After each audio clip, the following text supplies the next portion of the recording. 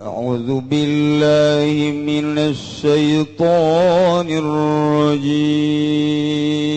بسم الله الرحمن الرحيم اللهم صل على سيدنا محمد وعلى آل سيدنا محمد. Emangna urusan rizki kumaha kitu cek Gusti Allah, nahnu narzuqukum wa iyyahum. Muhammad bejakeun ka para kupar-kupar Mekah kunaon make jeung sieun fakir endahan dikubur hirup-hirup atawa diazdu dicabut henteu diasupkeun ka peranakanana atawa manehanana ditahan peranakana supaya ulah boga anak kabeh ngaranna nahnu narzuqukum kaula nu agung anu ngarizkian naranjeun kabeh wa iyyahum jeung anak. Emang maneh kitu nu ngarizkian kaula nu ngarizkian. Urang makan kurang percaya ka Gusti Allah, kurang keyakinan ka Gusti Allah. Gusti Allah ngajelaskeun wa ma min dabatin fil ardi illa 'alallahi rizquha. Al-Qur'an teh tepati-pati anu lempang kumalandang di luhur bumi kecuali Allah nu bakal ngarizkian. Wari aya surat ti bupati mun maneh jadi PNS bakalna ieu aya gaji. Eselon hiji sakian, eselon 2 kasia, eselon 3 sakian, eselon 7 sakian. Emang aya ge diayakeun bae lah pokona eselon 7 ge. Tah, eta berbagai golongan-golongan 1 2 dan sekian. Guru golongan hiji sakian, 2 sakian, 3 sakian. Eta keputusan. Tah, geus. Kuari diadukeun. Percayaan keneh ka Gusti Allah apa percayaan keneh keputusan bupati? Ternyata percayaan keneh ka bupati. Padahal bupati ge menangieun Allah, paeh saruanya lagi. Tapi kurang percayaan ka itu. Aduh, aing mah dieu beusi teu digaji dek terus bebe digawe pokona beusi teu digaji. Rempan. Aing teu asup di ngaguruan, asal dipecat aing mah ke gaji eueuh. Aya ti Gusti Allah mah ieu acak Gusti Allah aing nu ngarizkian sia mah ibadah bae ka aing. Sugan buka kasieun henteu. Teu salat atuh biasa-biasa bae, tenang-tenang bae. Kalem-kalem bae. Teu puasa tenang-tenang bae. Tapi ku Allah dirizkian bae. Tah ieu urang mah percayaan keneh ka makhluk dibandingkeun jeung ka Allah. Nu mantak Ojo dikidam bako mukhalafat pikiran urang ku Gusti Allah keur dipindahkeun ka pemikiran di zaman Kangjeng Nabi urang, Kangjeng Nabi Muhammad sallallahu alaihi wasallam, di mana Kangjeng teh keur debat jeung para inohong, para penggede-penggede kufar Quraisy. Awak urangna aya di majelis, aya nu di jalan, nu di handapeun tangkal Ambon, nu keur ngahareupan sate, termasuk bala-bala uduk geus seubeuh dula-deuleuh keneh balik bawa naon ieu aing macam-macam. Tetep pemikiran urang nama pindah keur aya di Mekah zaman Kangjeng Nabi Muhammad sallallahu alaihi wasallam pindah. Jadi pemikiran orang teh dibawa ku Al-Qur'an ku ayat. Demantak kumaha nu keur dihareupanana pemikiran orang teh. Urang keur meujeuhna maca surat cinta. Urang keur dibawa ke alam trisno. Urang kuari nu dihareupan ku urang urusan-urusan partai. Pemikiran urang ka partai. Urang keur babacaan koran, begitu baca koran, dilihat ku urang, didelok ku urang, dibaca ku urang. Waduh. Rumah sakit Tangerang kebakaran, 50 mayat melarikan diri. Waduh. 2 dokter terbakar hangus. Ai dokter nu hirup kabeulem, ai mayit melarikan diri. Tala pos kota gedebul, gede bohong. Segera ya koran kos jawat balik gede baca. Aya deui berita Indah Jasa. Nenek-nenek umur 80 tahun digagahi anak muda umur 15 tahun. Ya. Akhirnya keesokan dirinya anak muda ketagihan mencari nenek-nenek lagi. Ya blon ya. Koran blon ya. Akhirnya nenek-nenek ketemu dengan anak muda tersebut dan dia langsung membuka celananya aja. Ya bos kota tolol ya. Namun bacaan bos kota kos gitu dah. Kos gitu bacaan bos kota. Di depan salah satu rumah ada gorong-gorong yang terus-terusan tidak diperbaiki oleh kepala desa. Kemudian gorong-gorong tersebut akhirnya tergenang. Akhirnya alhamdulillah begitu keesokan harinya ada bapak pemilik rumah tersebut melihat gorong-gorong tersebut ternyata ada gabus besar sekali. Wah. Deres sama bohong. Sial pos kota mah kos kanan itu. Badak ulah sok baca pos kota. Orang kebawa ke dimensi pemikiran pos kota, gedebul, terus gitu.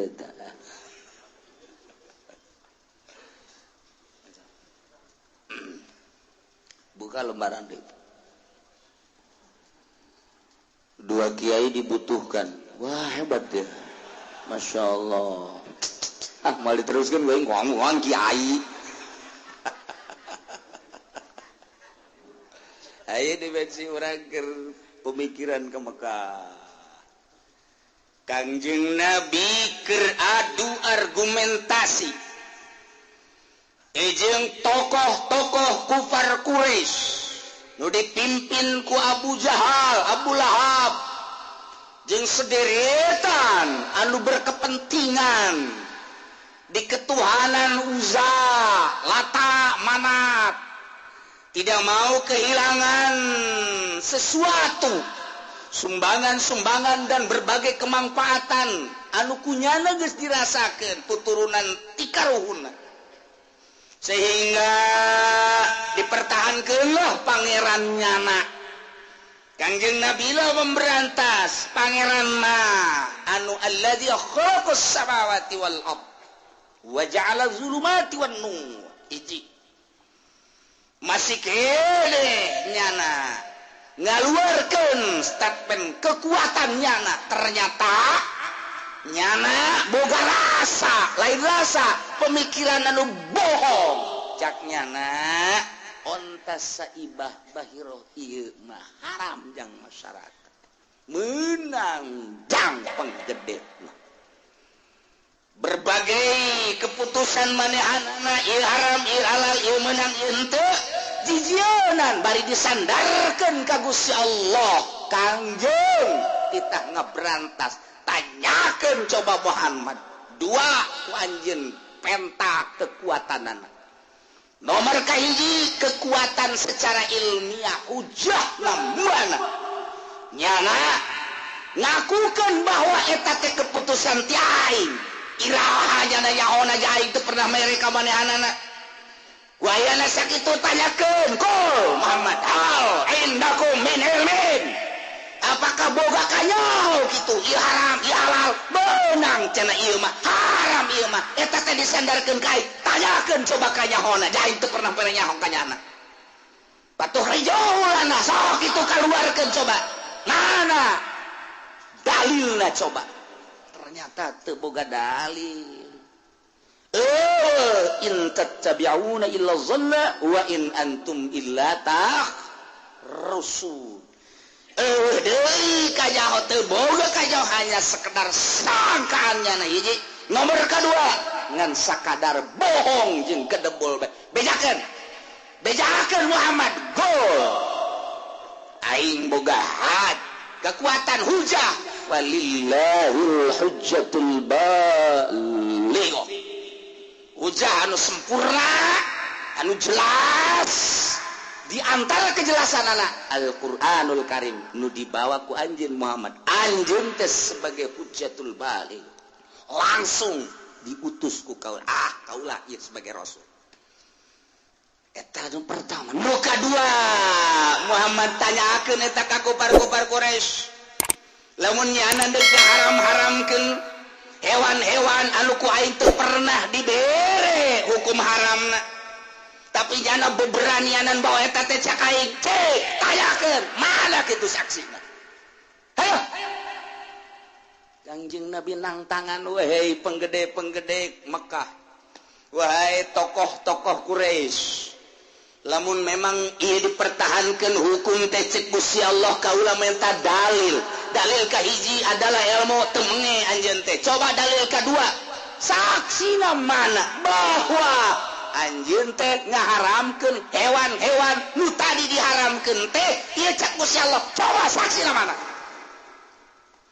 mentak datang ka kuari kitu bae eta mah aya teu dalil eueuh saksi sok aya jang kekuatan untuk ucapan dakwah kanana membenarkan bener jeung henteu da dibutuhkeun dua hiji adalah dalil nyata otentik nomor kadua teu boga ya masalah ieu saksi cek Kangjeng Nabi kul halum syuhadaakumul ladzina yashhadun annallaha harrama hadza cek Gusti Allah Muhammad coba tangtangan eta ku Mekah halumma teh hiji bahasa dakwah ajakan ngajak coba uhduru hadirkeun ku aranjeun kabeh wahai tokoh-tokoh Mekah wahai tokoh-tokoh kufar Quraisy coba ka dieu saksina hadirkeun syuhadaakum saksi-saksi aranjeun kabeh anu nyaksian alladzina yashhaduna annallaha harrama hada bahwa ieu Allah teh Gusti Allah ngaharamkeun hewan ieu ngaharamkeun ieu ngaharamkeun ieu saksina mana ayo mana boga saksi atuh jata mah jijeunan cuman ieu mah untuk menyatakan kebohonganana tetap Gusti Allah henteu sambarangan supaya kaharti kurang nu aya di tahun 1400 bener terus mah teh tahun-tahun ajan pan wah lain teh nyawa cenah kieu keur aya di Mekah pikiranna dasar bodoh sia mah tuh supaya kayahoan kurang kuari tahun 2000 sekian teh bahwa salah tak kufar Mekah lantaran ditangtangan ku Kanjeng Nabi di Allah ditanang tangan kufar Mekah hiji melalui argumentasi ilmiah tetap teu aya nomor kedua argumentasi syahadat saksi tetap teu aya atuh kami cenah mad ai kudu dipentas saksi mah ieu mah langsung ti pangeran pan pangeran mah urusanana gaib kamu pan langsung ka sanubari mad sia kudu nyaho bae mad pokona mah da kuku bage saksi mun aya surat-surat mun aya wahyu-wahyu mun aya jelema-jelema ayo coba pan kaula mah sebagai rasul teh disaksian mana saksi eta Al-Qur'an butuh turun ayat eta ngaranna sebagai saksi bahwa kula adalah sebagai rasul lain ngaku-ngaku udah kula diangkat sebagai rasul teh lantaran aya saksina wahyu mata cik Habib Lutfi kamari nyurahkeun rame tak keur malam Sabtu kamari ka dieu kul ana basyarum mislukum yuha ilayya annakum eta teh disurah ku Habib Lutfi bejakeun Muhammad ana basyarun kaula teh manusia mislukum sarua jeung anjeun eta Habib Lutfi ya sama bahwa Nabi itu dengan kita sama Nabi urang dahar Kangjeng Nabi tuang urang nginum Kangjeng Nabi ngaleut urang sare Kangjeng Nabi kulem sami mislukum cuman bedana Kangjeng Nabi mayuha ilayya dibere wahyu hubungan langsung jeung Gusti Allah Aisyah ejeunya atuh kudu sadar atuh badak cek Habib Lutfi aya dua jelema dibere kekuatan pertama yuha dibere wahyu Nabi itu mah Rasul hese itu mah geus caritana nomor kedua wali dibere ilham komunikasina langsung jeung Gusti Allah sebab di jero dadana di jero hatena eueunna naon iwati hiji we Allah lantarannya nuturkeun Kangjeng Nabi ngebersihanana sarua jeung Kangjeng Nabi ya diangkat jadi wali lantaran nuturkeun Kangjeng Nabi nah naon di jero hate iwati Allah umatna nuturkeun Kangjeng Nabi naon di jero hate nangan sakadar Allah doang dibere ilham karomah wali sama nu kosit ieu kitab nu kurang dibaraca karangan wali lamun karangan wali mah lain ahli Allah orang sekali dua kali doang maca orang meuli di Mekah majalah meuli di Mekah kisah kote beres dibaca lung teu hayang maca dua kali atau koran Mekah di Mekah ge koran bahasa Arab kan sarua ta kos Quran bae dibaca kurang terus make bahasa Arab beres piceun tapi pan kitab balain geus diberes nyekelna ge lalaunan hati-hati ditendeung di pangluhuran persis kos surat cinta bae gitu tuh diminyak bisikan pan surat cinta Quran mah pan geus ambalaya di mana bae tolol pan sia mah muliaan surat cinta dibandingkeun jeung eta Quran mah mun ditanya Quran di mana nya pohon eundeunnya surat cinta mah teu poho datang ka kuari aya di handap lempit ke dibaca atau surat penaikan gaji teu poho-poho tah dibawa bae leungit marah Quran mah leungit tilok marah suratnya itu mau marah tuh mah. Aduh. Itu kan tangga hidup saya. Waduh. Tuh kan. Ya saksi. Tantangan kok Kang. Hei, tokoh kobat. Mana saksi kebenaran bahwa hukum ieu ti Allah. Anjeun ngaharamkeun Allah harada disenderkeun ka Gusti Allah bahwa Allah ngaharamkeun ieu coba saksi. Saksi numantak cek Gusti Allah fa in syahidu fala tashhad ma'hum munyana haju ngayakeun saksi lantaran kasrempek kunyana ku gede hulu nanyana kapaksa haju nyana nyieun saksi-saksi bohong tetep bae Muhammad cek Gusti Allah fala tashhad ma'hum anjeun maka ulah milu nyaksian babarengan jeung kufar Quraisy jeung para saksi-saksi bohong wala tattabi' ahwa alladzina kazzabu bi ayatina jeung anjeun Muhammad ulah nuturkeun kana kahayang-kahayang jelema anu ngabohongkeun ka ayat-ayat kaula nu agung walladzina la yu'minuna jeung jelema nu teu iman bil akhirati ka akhirat ulah nuturkeun anjeun Muhammad khusus ka Kangjeng Nabi teu meunang nuturkeun ka kahayang jelema nu ngabohongkeun ka ayat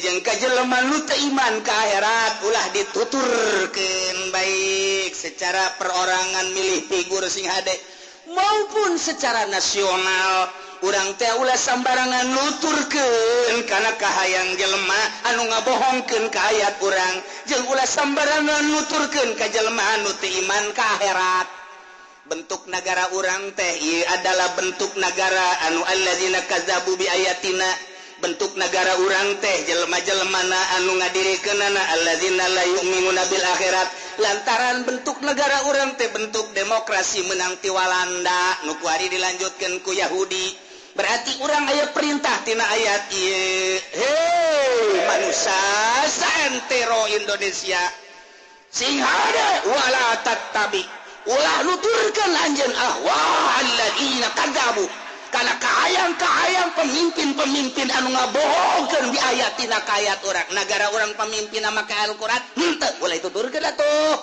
walladzina la yu'minun ulah nuturkeun ka jelema nu teu iman ka akhirat negara urang pemimpinna berpercayaan ka akhirat henteu atuh ulah dituturkeun sia nuturkeun digejeburkeun ku aing kana neraka cek Gusti Allah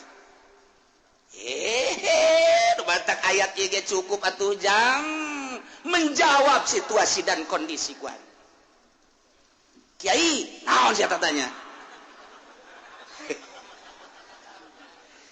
ieu cenah sakara kaget teh bang sia mah beungeut kaget oke lamun urang teu nuturkeun kumaha henteu kumaha coba Kiai sadar tita tadi Kiai mah sadar henteu Kiai coba yang rada penjelasan saya ti kieu hiji negara teh perlu diamankeun yang kelestarian bangsa umat jeung negara nu matak burani kandidat demi kemaslahatan umat nonggeng sia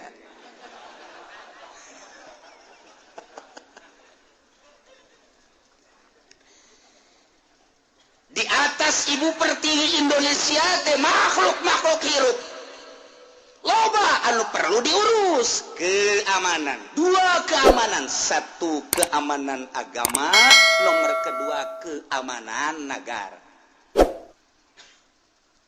kudu diurus ya teh 2 lantaran cek Kangjeng Nabi ad-din was sultan tau amani agama jeung pamimpin 2 kembar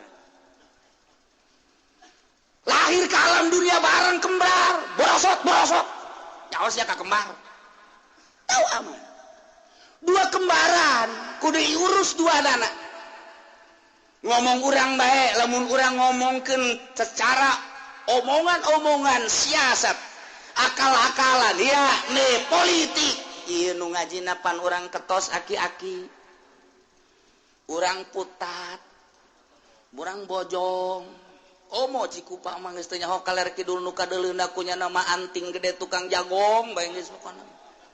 Kan teu nyaho kaler kidul teh ngaranna. Barang lembur ngaranna nu kos kitu teh eta mun diajak bahasa politik nu luhur teu paham. Teu paham nya mah. Jadi kudu make bahasa urang kieu atuh Bapak ieu mah ngobrol jeung urang lembur bae.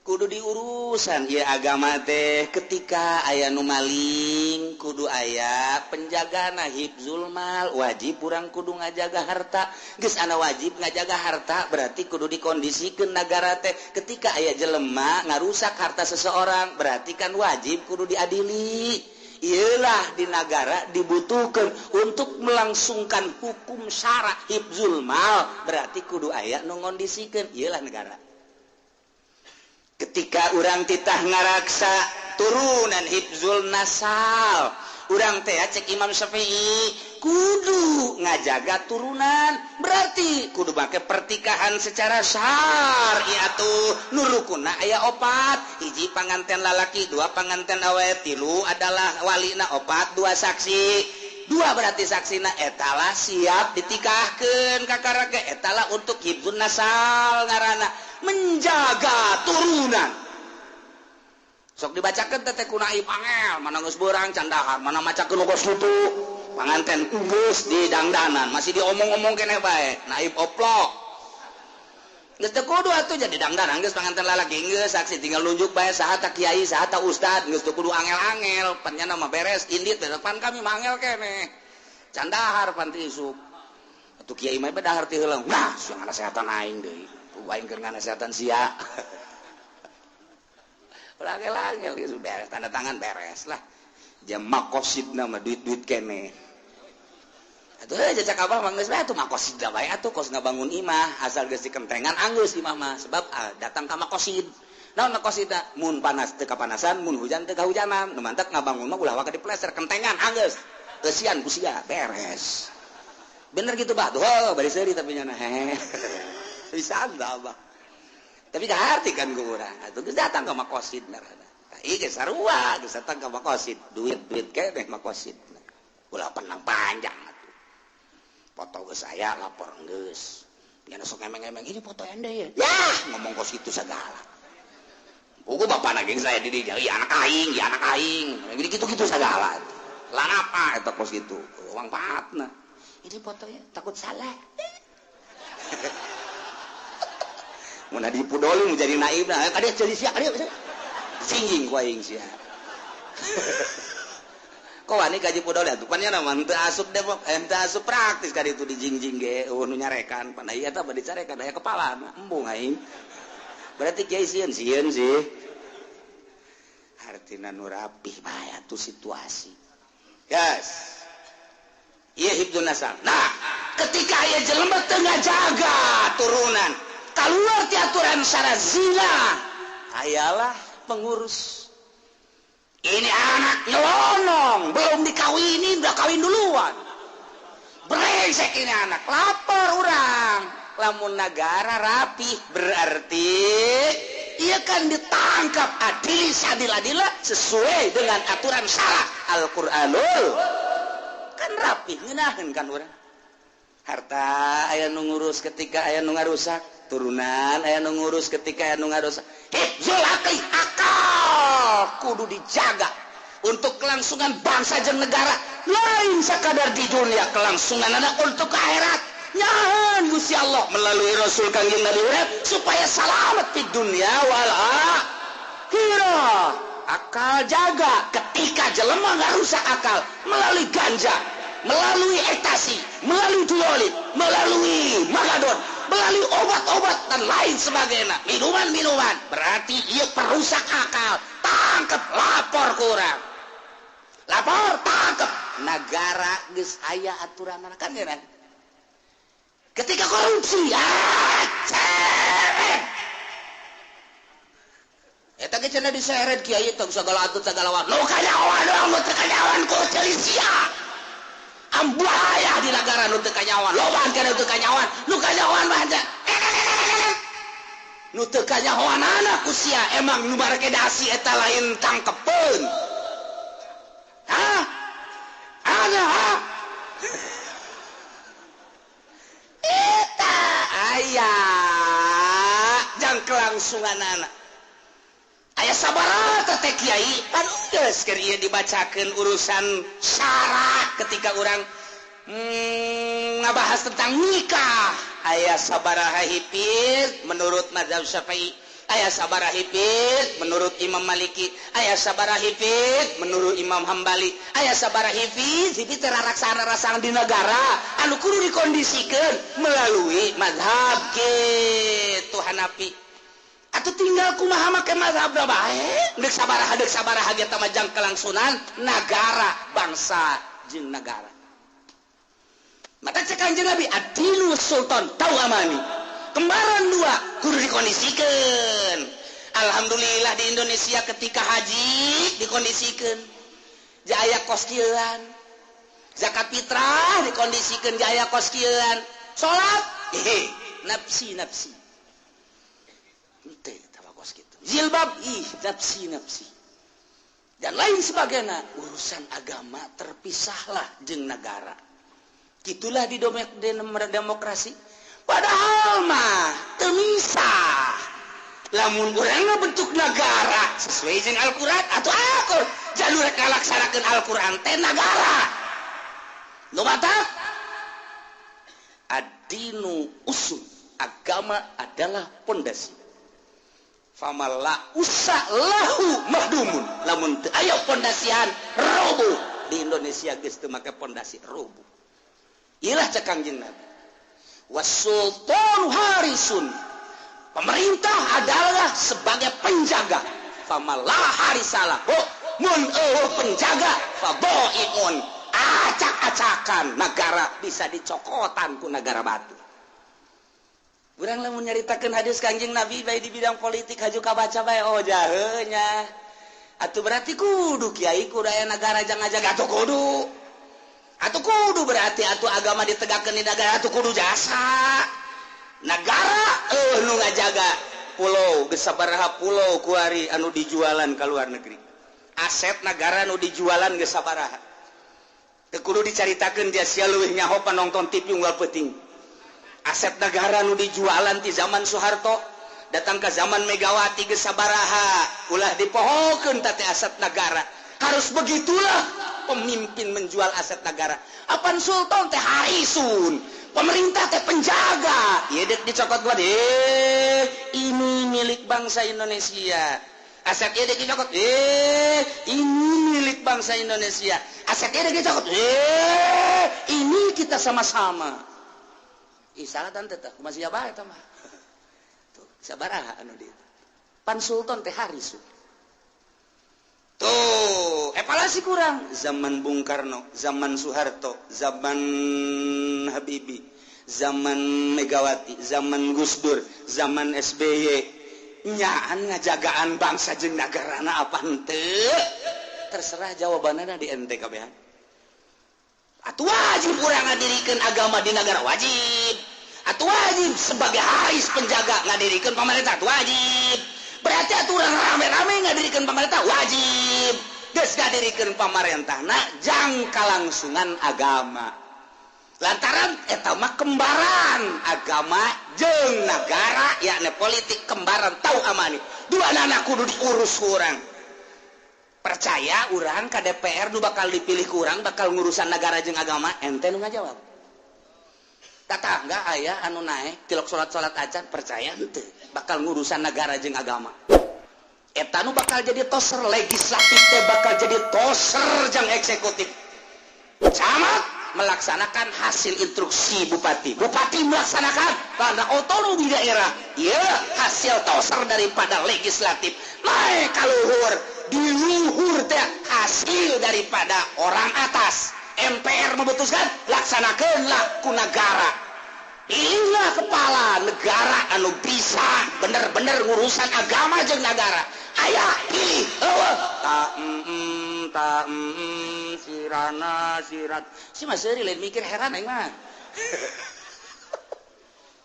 etalah gambaran skema negara cenah kiai kula mah kieu bae lah hese mun nyaritakeun kos kitu kunaon kula mah deuk nanya kiai bae kuari deuk milih partai mana engke deuk milih presiden deuk mere naon sia ka aing kudu dibere pan ku sia jadi bere mah aing mung ilmu mahal pan kos kitu mah sia mere mobil siapa aing mobil ge bangsa ecek-ecek mah teu hayang ti Lexus ka luhur kiai siapa tuh lain siap-siap ya kagok jeung sia ka neraka ke bareng gerang berjamaah di neraka jahanam cak aja podeling geus kabere kamaripan tuh masalah pun minta deui bae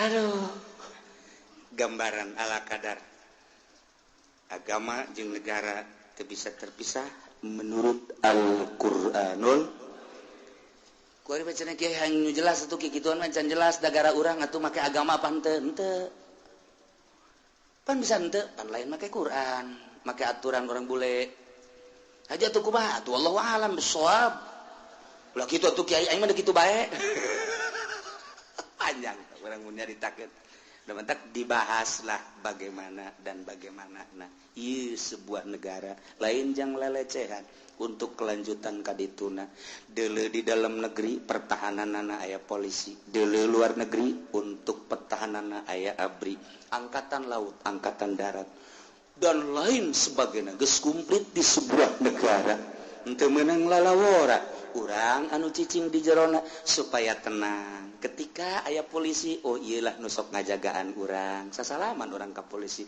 nuhun Pak polisi asa dijagaan abdi nikmat jasa kitu tah henteu urang di negara sia mah ngalecehkeun ka polisi cak cenah mah di dieu polisi ngaji meureun berarti sia ngahina ka polisi bolon sia geus kemah mun manggil polisi sasalaman alhamdulillah Pak polisi saya terasa dilindungi oleh Bapak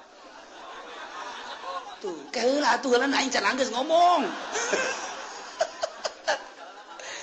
berarti kan geus beda tuh ketika aya ABRI sasalaman urang komo ka Menhankam mah komo ka gitu Dandim mah alhamdulillah Pak Dandim dengan adanya Bapak terasa terlindungi ini negara alhamdulillah rasanya belum ada semeter pun yang diambil oleh luar negeri kecuali satu pulau itu lain lagi panas asal ngobrol politik be negara panas hawana terus aya nu geus neulean jembai panas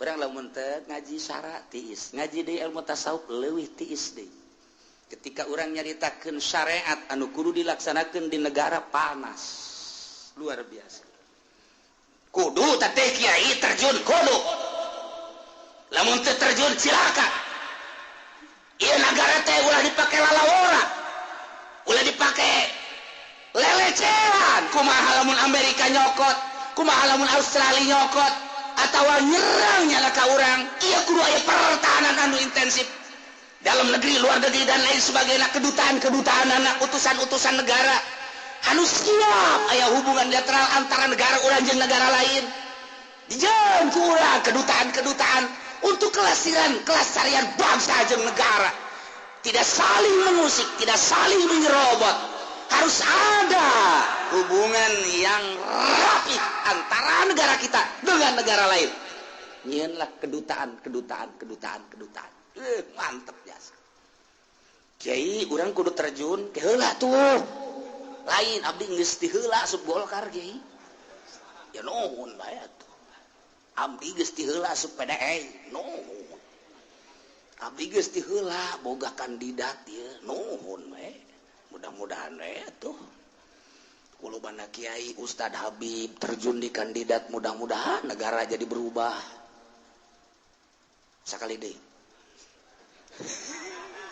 mudah-mudahan lobana Ustad lobana Kiai Habib turun di dewan lebih selektif mudah-mudahan negara jadi berubah kamana berubahna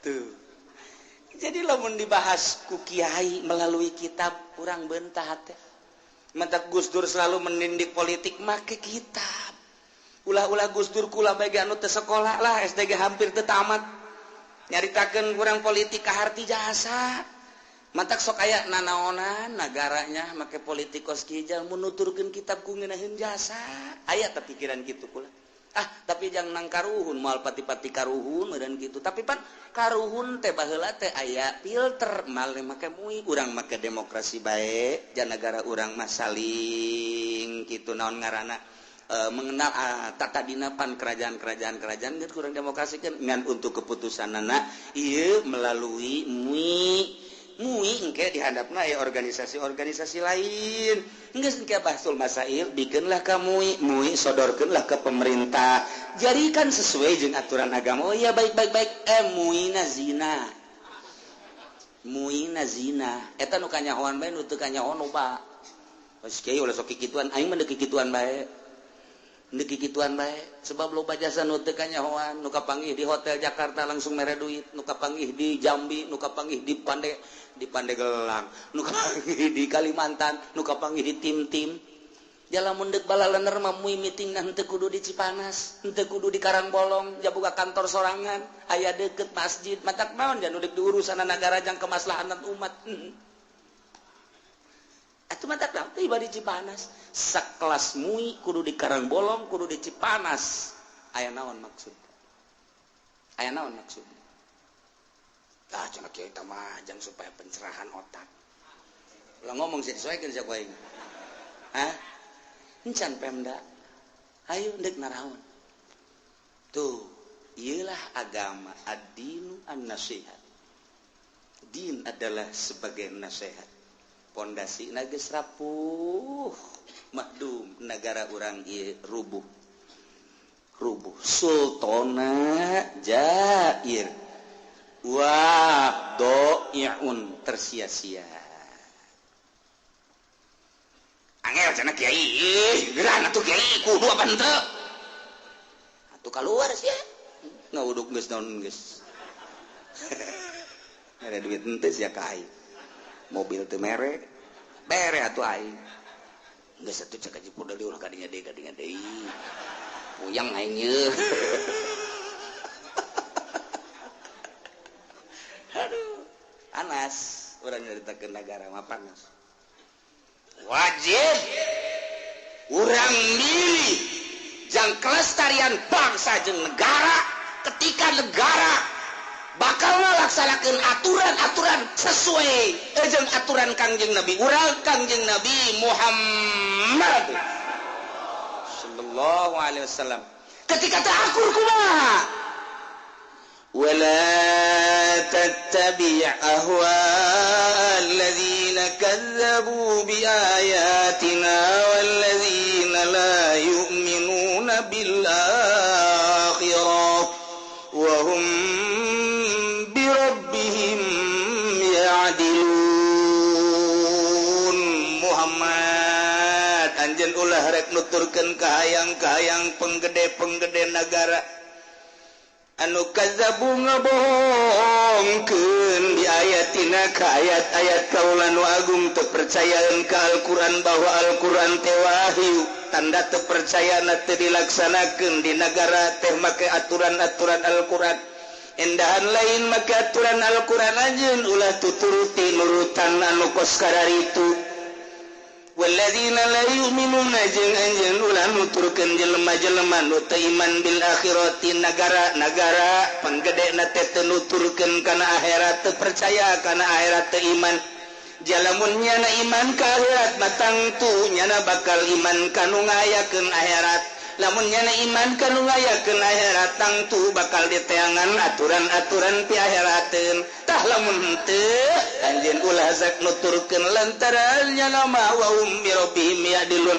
Penggede negara teh nyana mah malusyrik. Geus pindah tina aturan aslina nyana mah nyekutukeun percaya ka Allah Subhanahu wa taala.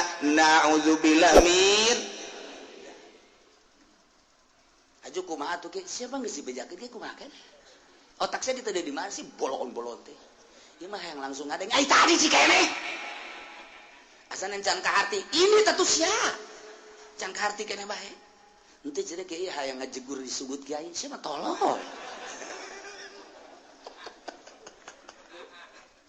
hayang ngajegur disugut aing dengekeun geus ya ولا تتبع أهواء الذين كذبوا بآياتنا والذين لا يؤمنون بالآخرة وهم بربهم يعدلون. Eta jawaban langsung ti Gusti Allah anu allazi khalaqas samawati wal atuh tinggal tuturkeun bae.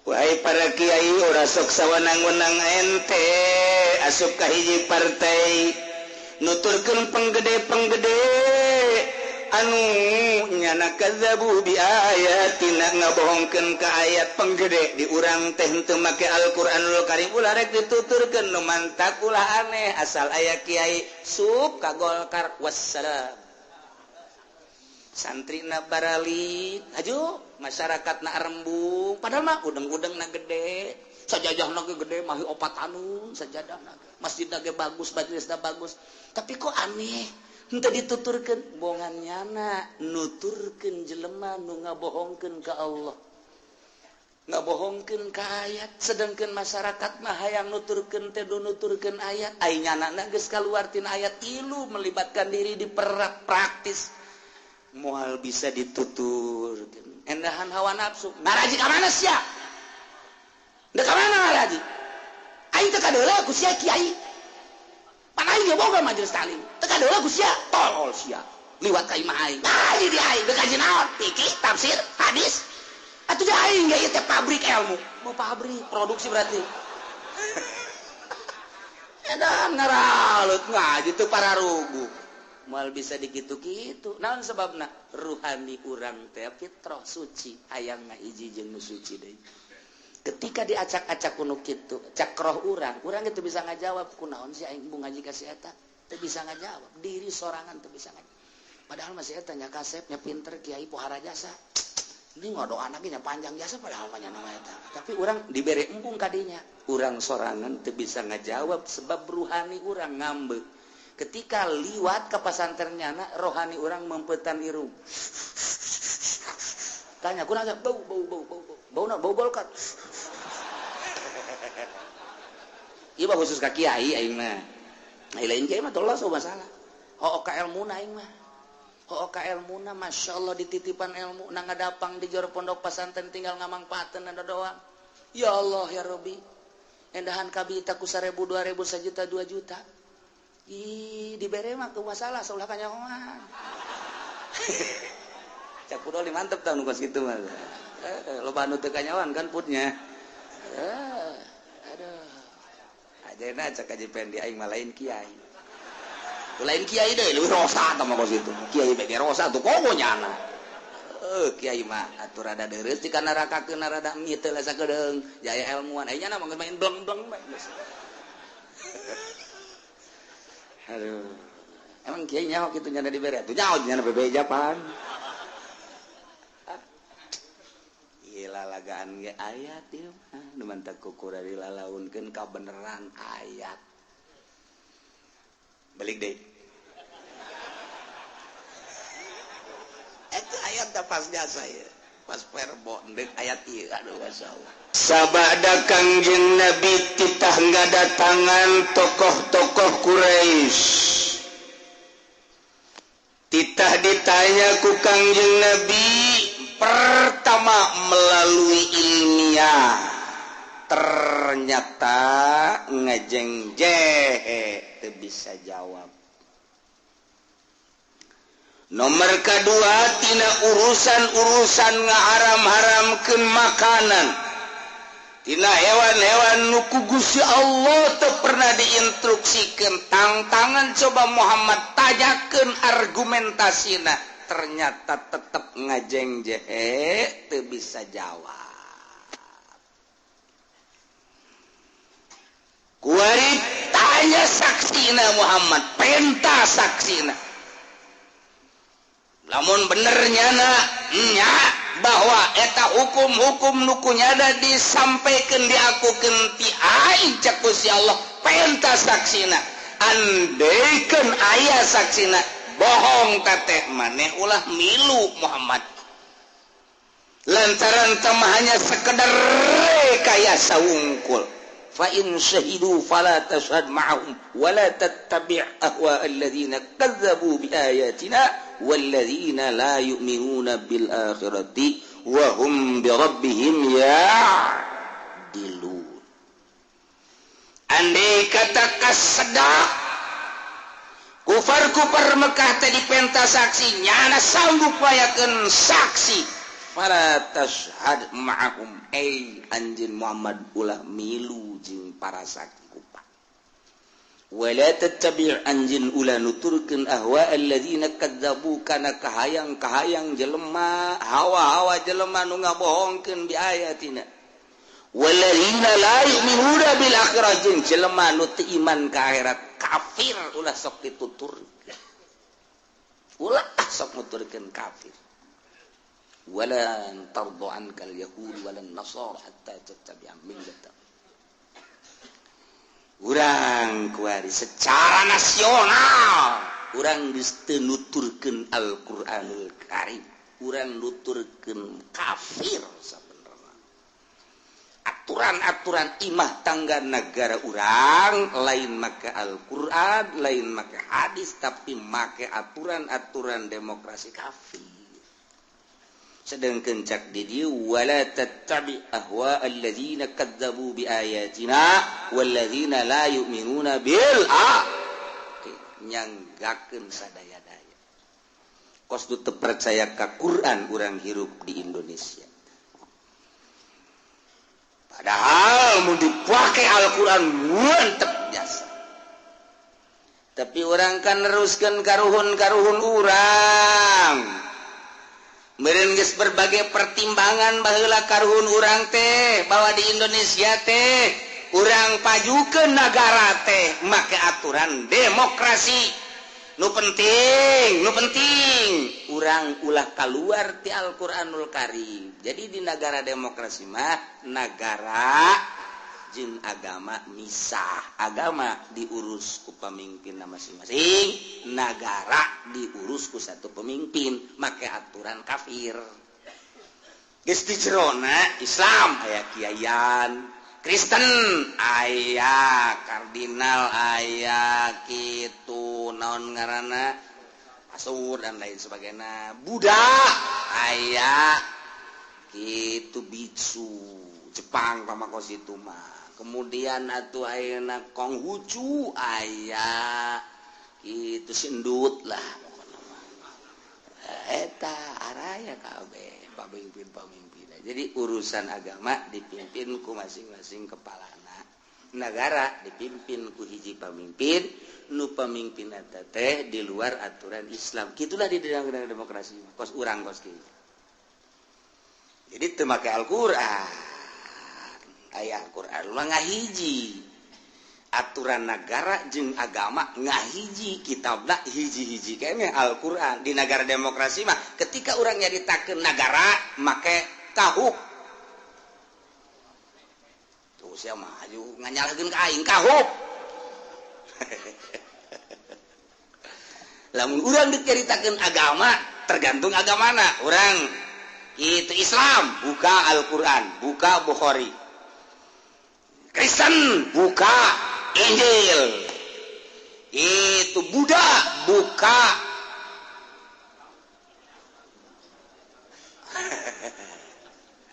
boga kita berapa masing-masing. Nah gitu di negara demokrasi mah. Jadi agama diurus ku masing-masing. Masalah guys, jangan mengkoski keayaan anak. Hari endek hayu orang robah make negara Islam ngan perang. Pasti nu ieu paraeh ke diteruskeun ku anak urang. Urang paraeh. Sabilillah sorga. Sorga urang mau sorga paraeh be ngan neruskeun anak urang. Jadi beduk negara Islam. DPR nu kuari parehan dek dek dek dek dek dek dek dek. MPR dek dek dek dek dek dek ganti. Siap perang jeung Amerika los. Teu siap berarti tetap kurang demokrasi maka aturan kafir. Geus lain saaturan-aturanana nu mantaknya mempertahankan negara demokrasi, aya kauntungan-kauntungan nu kudu disedot kunyana. Aya anu terketahui, aya anu tidak terketahui. Minta kula teu betah jadi presiden kos kitu. Nah, aya aturan-aturanana. Presiden naon cenah kieu? Lalu ngomong lah pokona pernah jadi presiden. Koang-koang. Ieu gara-gara urang teh kos kitu tah. Nu matak hayang meraup keuntungan terus Amerika teh melalui demokrasi. Irak didemokrasikan hayang nyedot keuntungan. Mesir didemokrasikan hayang nyedot keuntungan. Syria didemokrasikan hayang nyedot keuntungan. Hayang nyana teh hayang aya keuntungan dirinya. Teu naon malih teh demokrasi ge model Arab Wahabi asal maneh leuwih tibatan didemokrasikeun sedot keuntunganana. Negara nu tandus Amerika tapi sanggup nyen kapal termewah di dunia. Negara tandus di dunia Amerika. Oh dangder di Amerika mah eueuh. Terjadi melak dangder terjadi. Asnawi harita ke Amerika tani terjadi si Asnawi di dia. Waduh. Melakui terjadi di Amerika. Tandus. Tetapi mobil mewah buatan Amerika, kapal buatan Amerika, nuklir buatan Amerika, modal di mana? Sedot di negara-negara anu ditumpahkeun punya. Termasuk negara urang. Siap urang kos gitu terus. Henteu siap mikir. Mantak di Syria ku hari Amerika kebingungan. Naon sebabna? Sebab ieu jelemana eueuh nu bisa diteundeun di dinya. Nu mantak anu diperkirakan setahun 2 tahun cek Amerika 10 tahun. Kok bisa kau tuh hese dengan jelema anu dipercaya ku Amerika jang supaya kepercayaan Amerika berarti jago teh Syria. Berarti jago eta. Aya jelema tak horenganan milu ka negara. Pecat. Aya deui jelema dianggap hebat ieu. Pasti bisa membawa atas mereka. Ya, ternyata nyana giling ka ditu ka negarana. Hese mantak 10 tahun. Dek didik heula jelema sanggup kos kitu teh negara kafir mah. Nu kuduna Islam nu kos kitu ku ari kafir. Nu kuduna mah urang teh ka negara kafir kos kitu ku ari mah urang dikitu-kitu ku kafir. Sanggup sia terus. Teu sanggup eureun. Eureun hirupna. Ieu keur carita negara supaya nyaho kos kitulah keberadaan negara urang. Mantak calon presiden ge nu dipercaya ku Amerika. Suryani, sia, jeung dia aing percaya ka sia. Oh, abdi mah cenah geus bentek di Indonesia mah. Jokowi, ya, siap deh. Hah? Atuh abdi mah kumaha bae, kumaha nu di luhurna ieu nohong abdi. Saha si nohongna? Megawati. Ayo, hadiah. Cak Megawati, di ais keun sih, di ais. Nongol be huluna, tolol.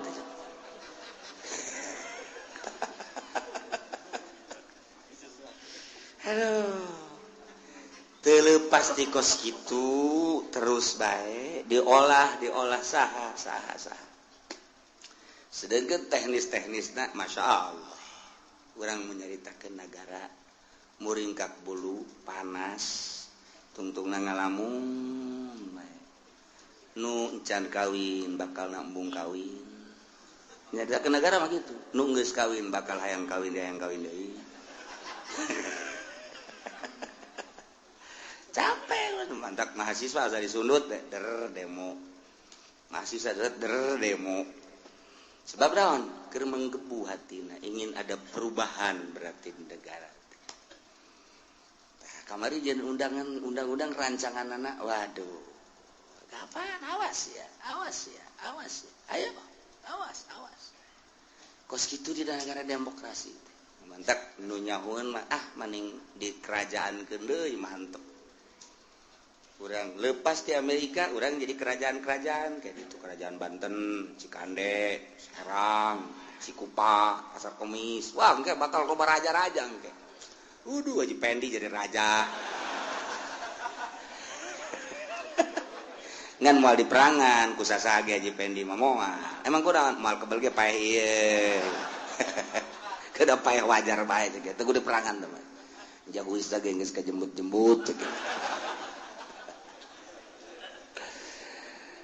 bolak-balik cerita negara bolak-balik hese teu kapanggih-panggih urang kieu bae terus urang ke kerajaan deui ribut engke loba raja baheula ge geus perang coba tuh make aturan Al-Qur'anul Karim langsung urang perang jeung Amerika moal eureun terus cara Taliban kieu boga negara perang terus mentak masyaallah istimewa teh Taliban terus bae kok di urang mah henteu sih ieu teu aya minat perang saha nu ngadidikna aja kudu aya pendidikan di Iran mah di Irak asal deuk asup SD bae ka ditu diomong ya kita siap tempur dengan kafir masuk SD dibere ayat-ayat perang kakarak SD doang geus dibere ayat-ayat perang dicoba kunyana keluar SD bae ta kelas 1 keneh geus ninju baturna iya kunaon gitu percobaan ayat perang di urang mah ye di urang anu rada deres teh cisoka doang cisoka jadi nyana sok daek urad wirid jang peureup gitu ngan lain pakai perang jeung kafir jeung babaturanana tuntuna ustad jeung ustad gelut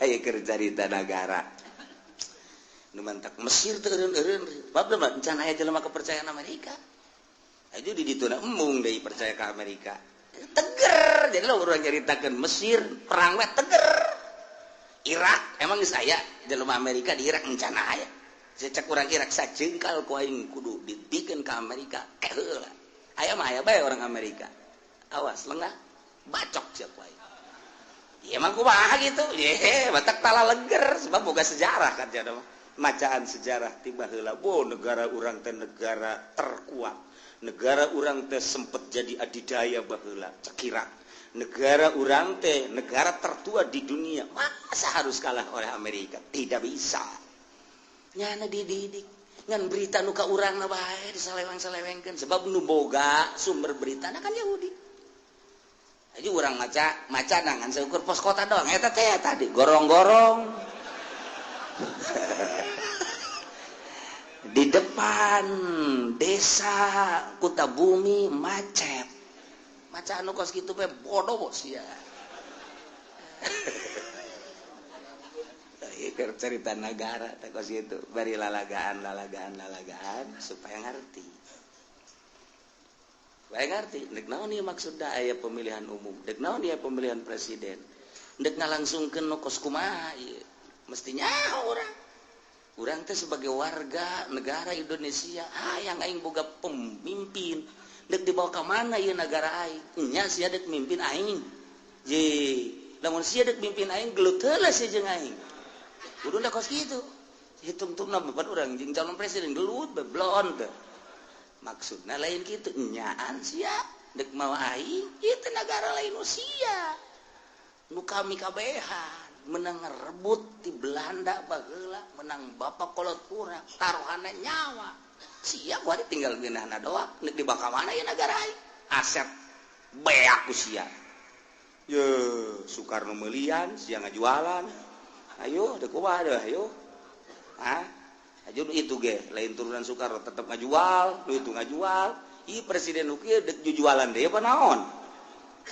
kudu nyaho ya ayah yang asli nama cerita negara mah ka imah tetep mau sapi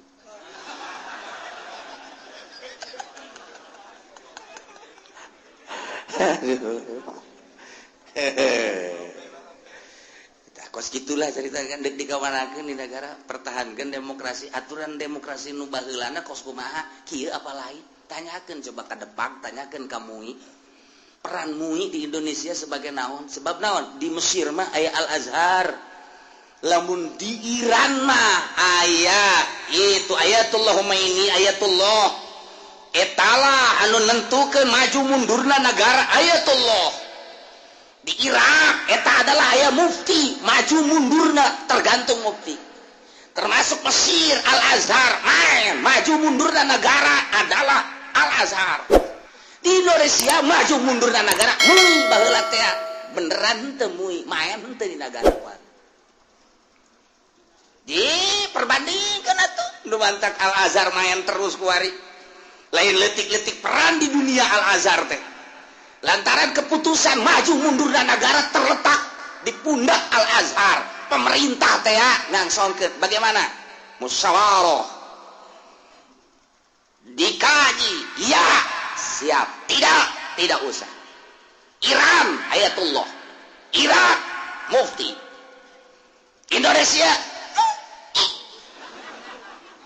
maksudnya supaya nyawa sih aturannya kos gitu baheula teh perjanjian anak di Bogor mamu izina di Cikupa sarua atuh ngadeukeutan meureun ka mau dibejakeun aduh haji pengen di depan MUI jahe di bebawan ku nya atuh teh rahasia bae meureun di jerona mu wallahu alam urang teu nyaho ieu jabejana jadi balikeun ka Lampung panet meureun kasus mana gitu ge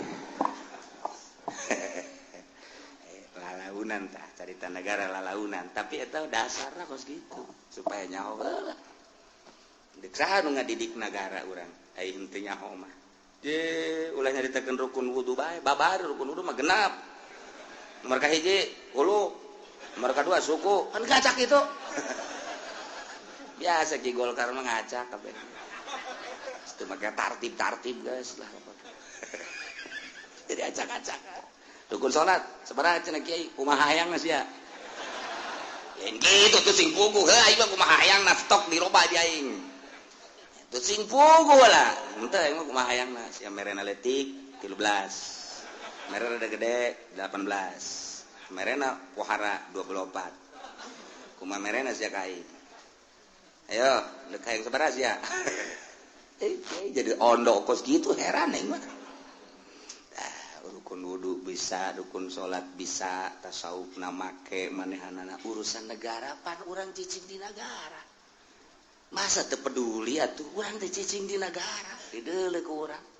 Maju mundurna kan terletak di pundak rakyat negara teh. Mantap ulah salah milih pamimpin. Nah, ai kitu mah cenah kiai kula nungguan kiai bae. Oke, guys. Tenang, kayak di bejaan kula. Sapi tetep.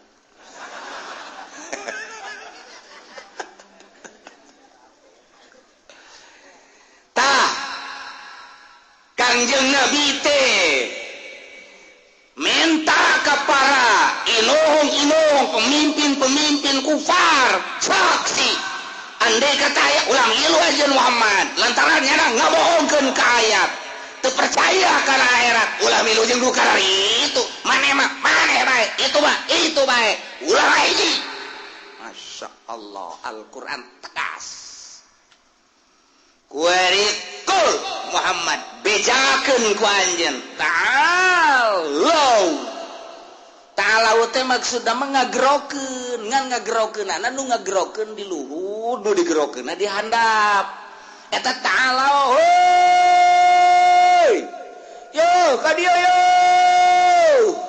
nyanana di luhur gunung misalnya di Gunung Santri gitu jelema di handap woi kadari yo asalna ta'ala mah nu ngagerokeunna di luhur nu digerokeunna di handap yo ka dieu yo kula di dieu hey kadari yo dek naon dek di bari penerangan aslina mah kos kitu tapi nu dimaksud di dieu mah lain kitu nu penting mah ieu ngagerokeun dek di luhur dek di handap kok dihadap si bakepar perjalanan di luhur anggap jelema du di handap teh jelema bidu nyawa si bidu Jadi bidug teh geus teu ngadenge nanaon teu neuleun nanaon bidug ngaranna. Aya pitek los cicing bae, laler los cicing bae bidug ngaranna eta. Katirisan tilok make baju bidug ngaranna eta. Kapanasan make jaket tilu rakep bidug eta nu kos kitu ngaranna. Eta tah jelema bidug. Tah eta gerokeun tah nu kos kitu tah seakan-akan nyana teh dihandap. Urang nu ngagerokeun di luhur ku sebab bidug. Dengan denye. Nah, ieu ge sarua. Ta'alau kadar ieu cek Kanjeng Nabi, hei kafir-kafir kadar ieu. Seakan-akan nanya kapan eta kafir teh mah deuk naraon ieu kami kadinya teh dipanggil. Oh, nu mantak dipanggil teh atslu ma harrama rabbukum alaikum. Kaulah bakal nyebutan macakeun hukum-hukum anu diharamkeun ku pangeran aranjeun kabeh. Maneh teh ngomong nang di pangeran. Yo, aya hukum keputusan ti pangeran. Ieu nu bakal dicaritakeun ieu. Dengekeun. Aya sabaraha Ahmad? Aya 9 bakalna. 5 jelas. Nu 4 samar. 5 jelas, 4 samar. Dijieun di 2 ayat. Cik coba kumaha man. Cek Abu Jahal, kami hayang ngadengekeun instruksi ti pangeran. Ya, dengekeun nya. Mana? Nomor kahiji alla tusyriku bihi syai'a. Allah ngainstruksikeun ka aranjeun kabeh dengekeun ku cili maraneh kabeh nu 5 perkara nu jelas teh nomor kahiji ulah osok ngamusikeun ka Gusti Allah saeutik ge ulah aya syirik. Oh, sugan teh naon mah siapa nyinggung aing teman-teman. Ulah aya ngamusyrik-musyrik. Kok bisa kos gitu sih man kunaon eta cek pangeran kieu cek pangeran deuk pangeran mah ka Allah bae ulah sok make Uza Manat Lata kan ka pangeran mah teu kadeuleu cek cenah gaib pangeran mah kami ge percaya aya pangeran teh ngan atukan urang kulantaran gaib hese geus bae make nu aya heula nu kadeuleu ieu teh pangeran tuturunan kapan ti karuhun urang kadeuleu atuh tinggal disuguh bae. Justru etalah instruksi ti Gusti Allah nomor kahiji alla tusyriku bihi syai'a ulah musyrik. Nomor kedua wa bil walidaini ihsana ai ahsinu bil walidaini ihsana. Nikmat nu panggedena iman ka Gusti Allah, iman ka Kangjeng Rasulullah Muhammad sallallahu alaihi wasallam. Matak dijieun nomor hiji alla tusyriku bihi syai'a. Nomor kedua kanikmatan teh ayana urang diayakeunna urang hakikatna ku Gusti Allah tetapi melalui hikmah sabab meunang indung bapa urang. Bayangkeun ku otak urang coba cek Kangjeng Nabi.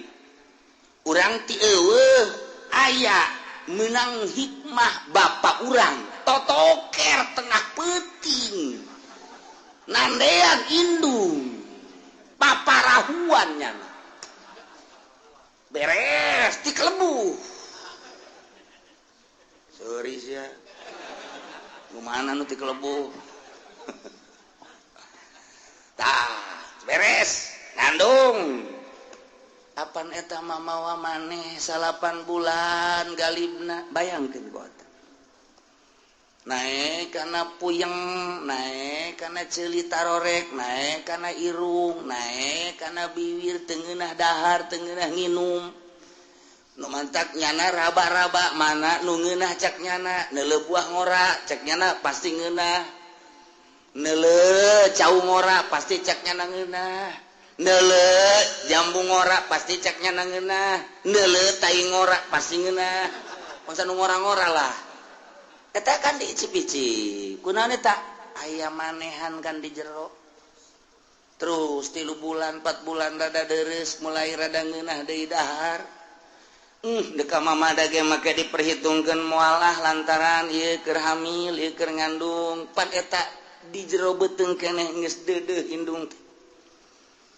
dek kondangan ge itu ulah lah cek bapana emang kunaon gitu ulah ieu baja deket ya ulah deket ge emang kunaon gitu besi kukumaha meureun di jero anak lain emang kumaha teu bagus kadeuleuna kunaon gitu lantaran di deuleu dihareup sakumaha jelema anu melendang dila di tukang gitu bagus nak nu jelas apa lain gitu nu jelas lain gitu dedeh ke anak besi kaganggu dek nginum ieu ulah lantaran besi mabok di jero dek ngadahar ieu ulah besi mabok di jero dek sare dek naon ge masih diperhitungkeun di jero beuteung keneh geus diperhitungkeun ku indungna masyaallah mulai ku ari ke 9 bulan geus siap-siap dek ngalahirkeun antara dua pae hirup jihad jana ya Allah ya Rabbi embung disesar lantaran aya lawang nu khusus nu mantak embung disesar lainna naon mahal 12 juta sedengkeun ieu kan kemampuanna ngan saukur 1 juta 2 juta dipaksa ku dokter kudu disesar bae zalim dokter nu mesti ulah disesar mah haram disesar sebab nyesar mah ngarusak alamun geus mesti terakhir kakarak masalah lawangna teu bisa teu mampu ngaluarkeun lantaran ieu adalah melebihi kapasitas sebab waktu asupna meleutik kunaon keluar jadi gede nah ieu melebihi kapasitas tapi kakawasaan Allah ja keluar bae keluar bae nu asup mimiti leutik keluar gede masalah masalah teh kasuruh jadi pikiran ulah urusan kakawasaan Allah tambah warinya ngabeten ngaheujeun borosot alhamdulillah anak aya langsung kunyana dipandian kumah dukun dan semadi susuan teu meunang aya nyamuk teu meunang aya naon digebegan kunyana kaganggu sare indung teh pikir kotak coba aduh langsung nyusu langsung nyusu menang sababaraha peuting mah 2 nu nyusuna seuris ya mah heran aing mah nu hiji orok nu kumisan teh mah Pak eta masyaallah nu pamalingan si euneun teh cek pamalingan budak eta mah nu nyusu kumisan orok na bae kumisan komo bapana budak bayangkeun indung masyaallah terus beuki gede beuki dedeuh beuki nyaah beuki gede kuari terus bae diisangan dipandian aduh eta indung ya Allah ya Rabb bapana neangan ka pabrik neangan ka pasar jang meuli susu jang meuli ambet jang meuli naon indungna ngurusan di imah bayangkan indung bapak emang kumaha gitu ya Allah ya Rabbi nah kuari geus mulai leng-leng kokorondangan dan lain sebagainya tetep bae mana sing hade budak besi kahau sing hade eta kan ku deudeuh ka anak sing hade konsian emang kunaon itu di tukang empang pan ke ngagejebur ka empang deui kajenting bapana ka empang asa ulah budak tolol teh indungna deui ngomong emang kunaon gitu mongan pasti aya nanaon ye pasti aya nanaon ye sekali dia coba ngomong dak budak mah ulah ka empang ai bapana kajeun kena kejebur nah emang kondang itu tilok balik berarti nyandung bebeja keur nyandung di mana aya lalaki bebeja nyandung atuh meureun mun bebeja teu diizinan sih di mana aya ginian ngomongna atuh lakos ditu nu tenang atuh mun sih ngomong sok kitu mah tenang lah lo budak hese ngomong jeung nyandung mah teu kaharti kitu ku urang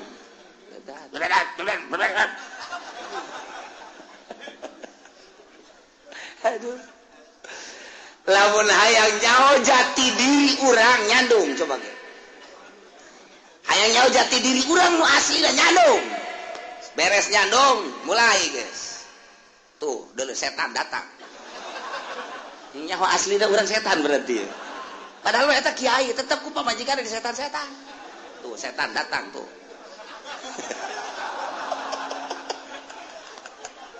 eta nyaho aslina urang cangkilan kiai di setan-setan ku pamajikan atuh komo tukang karung mah juri geledegan.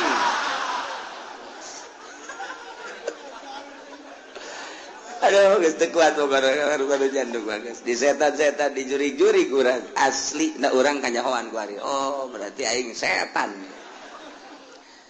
Tah, maleureun-eureun ngomong mah maleureun-eureun tilu bacem. Hiji jeung nu dicandung moal aya anggeus-anggeusna. Ti isuk datang ka sore tang ka isuk ge moal putus. Nomor kadua nu susah, nya nyaritakeun ka susah moal anggeus-anggeus. Nomor katilu nu gede hutang moal anggeus-anggeus. Moal aya anggeus-anggeus paeh bae eta geus. Nah, hiji Allah tusyriku bi syai'a. Nomor kedua bayangkeun lantaran indung ti mimiti ngandung ngalahirkeun ngurus nyusuan dan lain sebagainya datang ka onggong-onggong dan lain sebagainya tetap deudeuh ka anak bae deuk ka mamana ge moal anak deuk ka mamana ge kela besi anak aro anak we anak maka instruksi ti Gusti Allah wa bil walidaini sing boga gawe hade anjeun teh ka indung bapa ihsanan kalawan hade nu nya ulah nyentak ka indung mah ulah marah ka indung bapa lantaran nyana nu jadi sebab ayana urang ngemantak ridallah fi ridal walidain ridho Allah terletak pada ridho indung bapa ridho Allah ridho indung bapak ridho Allah moal ridho Allah fi ridhol walidain masyaallah. Dua nomor katilu wala taqtulu auladakum min imlaq kalakuan nomor kahiji baheula ku parmekah teh musyrik nu mantak cek Gusti Allah alla tusyriku bihi syai'a. Nomor kedua kaindung bapak teh sogol urang Arab mah nu mantak diinstruksikeun ku Gusti Allah wa bil walidaini ihsana. Nomor katilu kalakuan urang Arab teh mun boga anak awewe teh asahina sangkilang kukumaha ge tetep bae kunyana dibungkus sirup-irup dikubur. Atawa mun boga anak teh lantaran ieu kehidupan teh kurang pati mantap can mapan lahir deui ka dunia teh kubur. Besi ngabahayakeun ka harta susah nu mantak instruksi ti Gusti Allah wahai urang Arab cek Gusti Allah mak sampaikan wala taqtulu auladakum min imlaq ulah rek ngabunuh anak kulantaran rempan sieun besi pakir kulantaran di dieu teh aya min ajli imlakin besi pakir lain ngabunuh langsung dikubur bae kumaha kuari lamun digugurkeun besi pakir sarua bae membunuh ngaranna atawa kuari mah azlu bae azlu di azlu teh artina begitu dek keluar cai bade cabut besi anakan. Emang kunaon gitu lah can mapan ya besi pakir sarua jeung ngabunuh azlu eta. Nomor katilu ditahan ulah kena boga anak cukup 2 saja masuk kabeh lain kabeh cukup 2. Emang kurang bayangkeun coba orang kan hanya jadi karyawan ayo atuh kan pendapatan saya kan orang lah imah ge can boga ieu motor gen kreditan kumaha lamun timbul anak deui ya pokoknya mah besi susah lah ka dituna tah eta kos kitu teh ngabunuh ngaran dilarang ku agama kabeh larang ku agama mun sieun pakir azlu dilarang ku agama besi pakir mah sieun besi pakir mah. Kemudian atuh ayeuna mah kitu komo ngabunuh langsung mah menggugurkan besi pakir haram ngabunuh sarua bae aya nu ngabunuh geus kaluar aya nu ngabunuh di jero beuteung keneh aya nu ngabunuh tibahaneun sarua lamun elatna min imlaq besi pakir tetep pembunuh keneh bae ngabunuh keneh bae haram hukum emang urusan rizki kumaha kitu cek Gusti Allah nahnu narzuqukum wa iyyahum. Muhammad bejakeun ka para kupar-kupar Mekah kunaon make jeung sieun fakir endahan dikubur hirup-hirup atawa diazdu dicabut henteu diasupkeun ka peranakanana atawa manehanana ditahan peranakana supaya ulah boga anak kabeh ngaranna nahnu narzuqukum kaula nu agung anu ngarizkian aranjeun kabeh wa iyyahum jeung anak emang maneh kitu nu ngarizkian kaula nu ngarizkian. Kurang makan kurang percaya ka Gusti Allah, kurang keyakinan ka Gusti Allah. Gusti Allah ngajelaskeun wa ma min dabatin fil ardi illa 'alallahi rizquha. Al-Qur'an teh tepati-pati anu lempang kumalandang di luhur bumi kecuali Allah nu bakal ngarizkian. Wari aya surat ti bupati mun maneh jadi PNS bakalna ieu aya gaji. Eselon hiji sakian, eselon 2 kasia, eselon 3 sakian, eselon 7 sakian. Emang aya kieu. Diayakeun bae lah pokona eselon 7 ge. Tah, eta berbagai golongan-golongan 1 2 dan sekian. Guru golongan hiji sakian, 2 sakian, 3 sakian. Eta keputusan. Tah, geus. Kuari diadukeun. Percayaan keneh ka Gusti Allah apa percayaan keneh keputusan bupati? Ternyata percayaan keneh ka bupati. Padahal bupati ge menangieun Allah, paeh saruanya lagi. Tapi kurang percayaan ka itu. Aduh, aing mah dieu beusi teu digaji dek terus bebe digawe pokona beusi teu digaji. Rempan. Aing teu asup di ngaguruan, asal dipecat aing mah ke gaji eueuh. Aya ti Gusti Allah mah ieu acak Gusti Allah aing nu ngarizkian sia mah ibadah bae ka aing. Sugan boga kasieun henteu. Teu salat atuh biasa-biasa bae, tenang-tenang bae. Kalem-kalem bae. Teu puasa tenang-tenang bae. Tapi ku Allah dirizkian bae. Tah ieu urang mah percayaan keneh ka makhluk dibandingkeun jeung ka Allah. Nu bantak ipis jasa iman. Entek terus aya pendidikan tasawuf. Maksudnya supaya keyakinan ka Allah na mantep. Dididiklah supaya bergeser keyakinan teh ka Allah setik supaya pol ka Gusti Allah. Engkena boga pol ka Gusti di berbagai bab ieu keur bab rezeki bae polkeun ka Gusti Allah. Mandak lamun geus bisa pol ka Gusti Allah ti eueuh ka aya nang Allah. Kuari aya diurus ku Allah. Rezeki teh ya geus ditulis memeh urang lahir. Geus maksum berarti kan geus aya bagianana nu bakal ka urang moal bisa ku batur nu ka batur moal bisa ku urang. Andai kata ku kumpulan sadunya deuk meunangkeun nu lain urang moal bisa. Nu lain jatah urang kumpulkeun jelema sadunya supaya ka urang moal bisa. Nu bakal lain ka urang tarik ka urang moal bisa. Nu bakal ka urang tahanan ku sadunya moal bisa datang bae. Tah supaya keyakinan kos kitu abe mantep ibadah ka Gusti Allah. Iyalah tasawuf ngaranna. Mulai urang boga keyakinan ka Gusti Allah. Geus aing mah dagang moal, tani moal. Deuk ka Allah bae. Aya, teu masalah. Ai sesuai mah jeung kelas teu masalah. Ngan ai teu sesuai jeung kelas ulah. Cek majikanana ka. Pan teu ka warung, lah ka Allah bae pasrah. Ngojek atuh ka. Tah ngojek ge sarua teu kurang pasrah ka Allah. Pasrah we ka Allah. Capoe dua poe. Kak, ieu urang teu dahar geus kumaha Allah bae. Kieu bae tuh ka ai geus kos kieu urusanana kakak-kakak tuh ka Allah kula mah deuk balik itu. Ulah balik bang. Mong kuda aing butuh pan ka sia. Tuh, aing dibutuhkeun cek nyana. Ai di paraban teu. Eta ai paraban urusan Allah. Ai butuh urusan aing. Aing puyeng cek nyana ieu kakak. Eta kudu ngaji. Deuk nasawuf, deuk norekat kudu ngaji. Lamun teu ngaji cilaka. Gila. Saya pendidikan khusus supaya mantep keyakinan. Nah, urang mun nyaritakeun keyakinan loba macam-macam. Ieu mah carita nu luhur.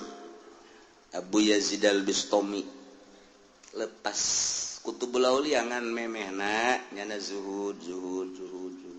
Terus jadi raja zuhud. Kapanggihlah jeung Ma'rufil Qurhi. Waalaikumsalam.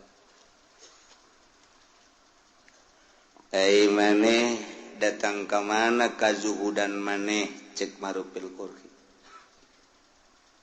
Cek Abu Yazid kieu ulama zuhud teh. Coba tanpa ayat terbersit di hati ngahayang-hayang boh usaha boh tani terhadap dunia. Bagus. Aya bae di dahar eueuh bae sobar eta kitu kulama sakitu cek marupil qur'i anjing kula ge kos kitu ambo cak Abu Yazid anjing ge kos kitu di negara kulama aya bae di dahar eueuh bae nyada sabar paling ngelel we tah anjing ge kos kitu berarti maneh mah zuhud ka karang ke kos anjing ya Allah atuh kudu kumaha kieu nu hebat ulah hayang kana dunia di mana aya bikeun ka batur di mana eueuh sabar atuh pae cakeun ada kos berarti can kuat maneh tah jadi Ki Abu Yazid al-Bistami jeung Ki Marupil Qurhi eleh luhur dina zuhud ku Marupil Qurhi lantaran cek Marupil Qurhi zuhud nu asli mah kos kitu aya urang sakadar icip-icip bae sasana bikeun ulah datang ka diendekeun di iman eueuh sabar dek sabaraha poe bae paeh geus bagian ti Gusti Allah kuat teu maneh kitu lamun made teu kuat cara tadi aya di dahar eueuh sabar aya mah di dahar sakayang eta mah anjing ambo cek Abu Yazid al-Bistami taat kula ka anjeun ngaguru nu mantep tak kurang lamun ka Baghdad aya kuburan Abu Yazid al-Bistami Marupil Qurhi mah misah Junaidil Babagdi Sisri Sikti ngahiji di dinya Abu Bakar Shibli misah ka Baghdad jadi kabayang kuburan-kuburan kutubul aulia Masya Allah aya deui jelema ibadah ka Gusti Allah lepas tina segala dunia sapoe di gunung dua poe di tilu poe geus mulai rada kaluar kesang tis opat poe geus leuleus geus kicep lima poe geus rada ngalungsar ngadoa Gusti pancena jak Gusti mun yakin bakal dirizkian pancan aya nu mawakeun keneh bae sak Gusti Allah eta siapa ibadah zuhud yang aya nu mawakeun tolol ulah piceun eta piceun teu teh geus aya nu mawakeun mulai ka 7 poe geus leuleus jasa ngadoa deui Gusti abdi mah teu hayang dibawakeun ku malu kaenge dibere langsung bae ku Gusti cek mun sangu-sangu mun roti-roti langsung di Gusti ulah make makhluk mah geus ngadoa kadalapan teh can aya keneh pan telat amat sakitu kaburu pae hasan aya Gusti ka 9 poe ngadoa bari ngedeng Gusti iya ka makhluk pan dengan ka Gusti mah pandam nyantel terus ieu mah geus teu daya teu upaya ieu mah abdi mah ieu asana sapoe ieu ku Gusti teu dikiriman abdi mah pae tapi kumaha Gusti bae endahan kieu ilham ti Gusti tek rizki maneh poe ieu aya ngan maneh kudu ka kota leupangna geus teu kuat deuleu ku maneh ka luhur di deuleu tuh geus dibukakeun kasap berarti di deuleu di Lauhil Mahfuz bener rizkina aya di kota bakal nu mere ngan nyana kudu ka kota lain ti kamari ada aya keneh tanaga cek itu kuatnya saya kulantaran tulisanana di kota ya nyana ngorandang ka kota ngorandang ka kota datang oge ka kota juk di kota ki bener teu kebal teh aya nu mere sangu sapiring cai na sagelas gegeran diinum di dahar seger alhamdulillah ngadoa Gusti pan Gusti mah maha kawasa atuh endek datangkeun rezeki mantak naon di gunung di leuweung kudu abdi ka kota capek. Ih make kudu ka kota keneh bae. Haju eta make leungeun manusa tah abdi nu teu resep nama hayang langsung ti Gusti gedebug kitu tah. Mun roti-roti blug ka handap. Emang pikiran urang kos karar itu eta. Pikiran urang teh majar urang mah ibadah teh kos kitu. Cek Gusti Allah. Gimana encan wajar jadi wali aing. Ku ari mah ulah wa kazuzuhudan kaleuweung cek ngana maning mondok heula bae. Santren tangan kiai. Can kailmuan ku sia. Ilhamna maksudna kos kitu teh. Ulah wa ka gunung kaleuweung lantaran ilmu kurang, moal saimbang. Moal saimbang ke lain jadi wali mikung sia. Ayeuna neangan heula guru, neangan nyana guru kebenaran eta lah di antara dua Buya Yazid Al-Bistami Syekh Ma'rufil Qurhi. Jadi ngaguru deui tah teu bisa nu bodoh mah di bawah zuhud teh teu bisa. Nu bodoh mah pan ari anu pinter mah rezeki mah geus dibagi kekilitrikan mah kekilitrikan mah tetep jatuh ai lain encan wayang mah tetep teu bisa. Boro-boro jauh nu geus di bibir ge ai lain bagian urang mah kapan ku kotok jago dipacok sok tinggal urang mah naleungeun ye sia geus di bibir aing tah kan urang keur ngadahar jagong aya kotok jalak cek eta mah percis teh mah ongkos calo duit mentaan ku babaturan set atuh lain milik ulah motor lain milik urang dibawa ku pamalingan. Nah, supaya teger dina ilmu urusan kazuhudan masantren heula. Mantak moal bisa jelema diangkat jadi wali lamun teu masantren moal mereka jadi kumaha kajeun teuing nyana di Trisakti di UGM misalna yeuh kuliah mana selain kuliah de kuliah lah pokona geus. Di mana tuh di IAIN misalna terus moal bisa. Lain jurusan kawalian tamah hanya ilmiah. Jang praktek lah kudu di pondok pesantren. Jurusan ilmu kawalian sekolah tetap kudu mondok gak bisa nyana guru kaditu kaki Ma'rufil Qurhi barang datang cek Syekh Ma'rufil Qurhi ahli zuhud bantat datang ka dia aduh aing nanaon encen ge ngaguru geus disebut bantat aing sia di leuweungnya hampir paehnya sia ngadoana teu beres kan bisa kanyahoan abdi ngadoa teu beres Allah bebeja ka aing amah saking luhur amat sih mau parai urusan ada jeung Gusti Allah abuh murikak bulunya lagi murikak bulu tapi tetep can percaya cakena manya Allah ngobrol jeung nyana orang lah menceritakan kawalian teh kos gitu jadi kadang-kadang hayang seuri kadang-kadang oh ya eta pendidikan kos gitu can percaya coba aing deuk mempercayakeun kos supaya aing yakin nyana di luar gegerentesan beta kos gitu tah cek sama Ma'rufil teh percaya ka aing murid berangkat ayo dek mana ngayakinkeun sia teh yakin ka aing kan kanyahoan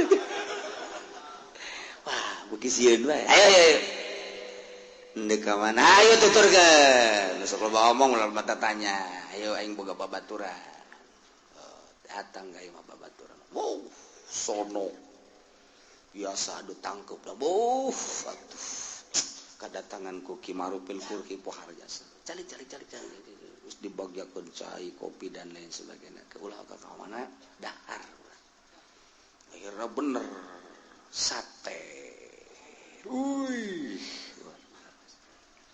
dahar lah tiluan nu boga imah Syekh Ma'rufil Qurhi jeung murid anyar zuhud bantat teh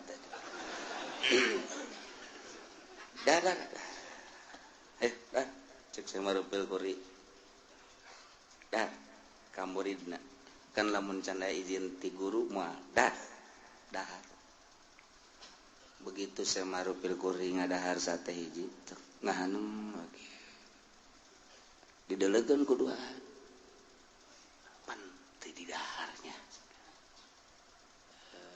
ngan hiji doang dikuyah-kunyah kunyana ku sama rupil kun endah dikadoakeun puh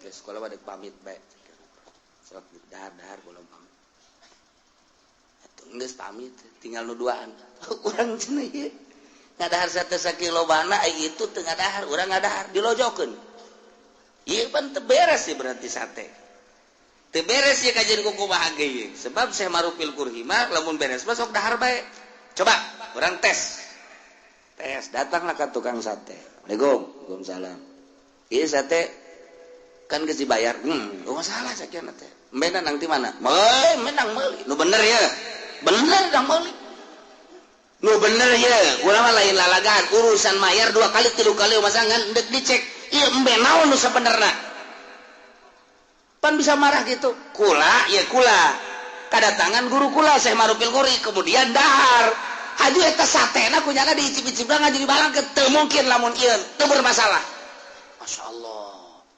hampura cenah kula cak tukang sate emang kurang gitu embe pae ku kula di sate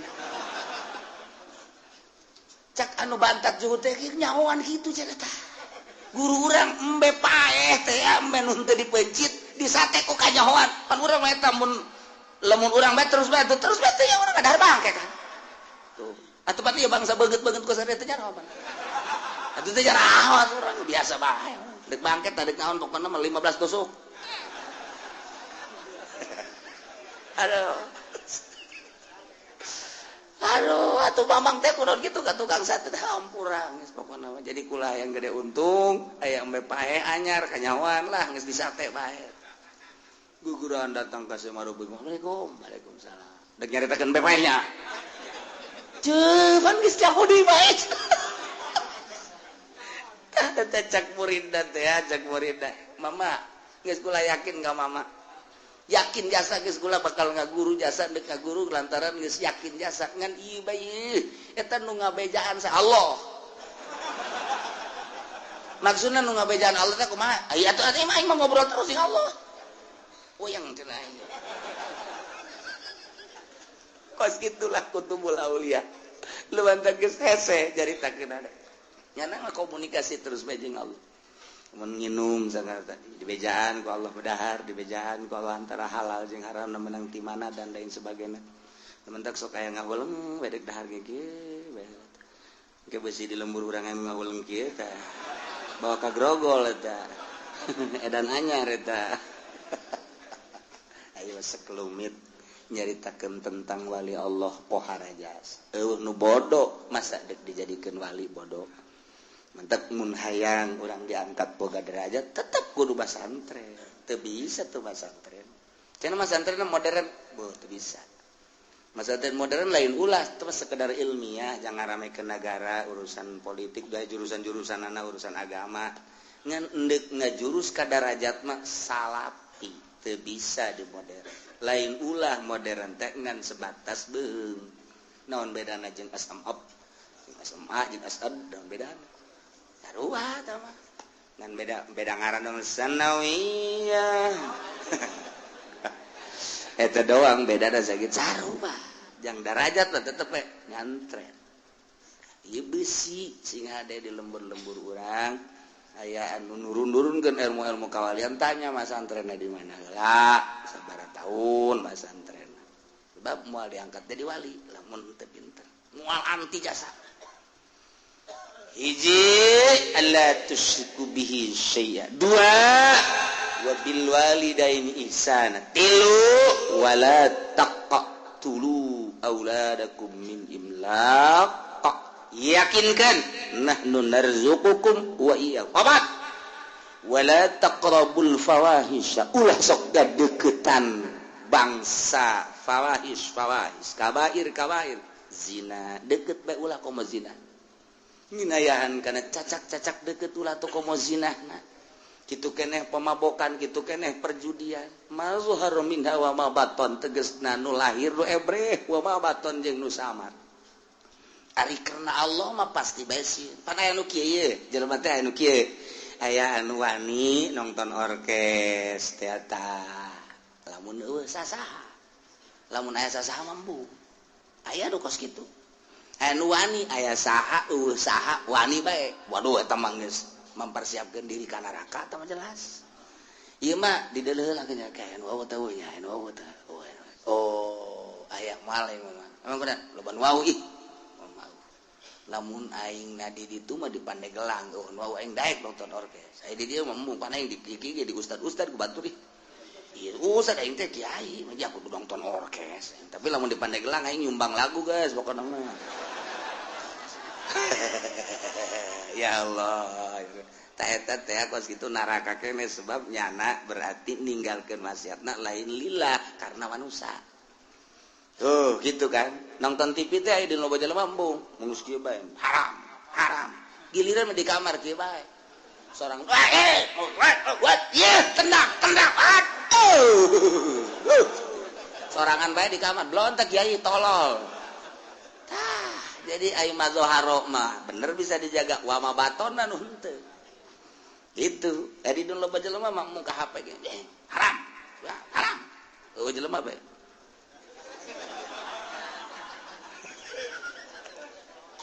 loba teh kiai nu kos kitu loba teh kiai loba bangsa pengusaha mah geus teu kudu kikituan emang geus ngajebur tah mah lah emang kiai aya dina loba jelema aya murid mung tapi sorangan bau ta eta henteu wa baton mazhar berkurang lillah berarti mun kadeuleu ku masyarakat nya ngajaga mun sorangan mah henteu tah eta cilaka tah kos kitu ieu mah wala taqrabul fawahisha ma dhahara minha wa ma batan nu ebre nu samar ditinggalkeun ku nyana lantaran sieuna lain ka makhluk lain ka manusia Allah berarti keur lobaan keur sorangan akur bae nu dipake ka sieuna Allah sedangkan Allah mah neulekeun teu neulekeun godib Allah mah sugan aya nundutan wala takhuduhu sinatu wala nah teu pernah sare Allah teu pernah nundutan aja urang di bos mah bisa lah bos keur nundutannya jelap bae tuh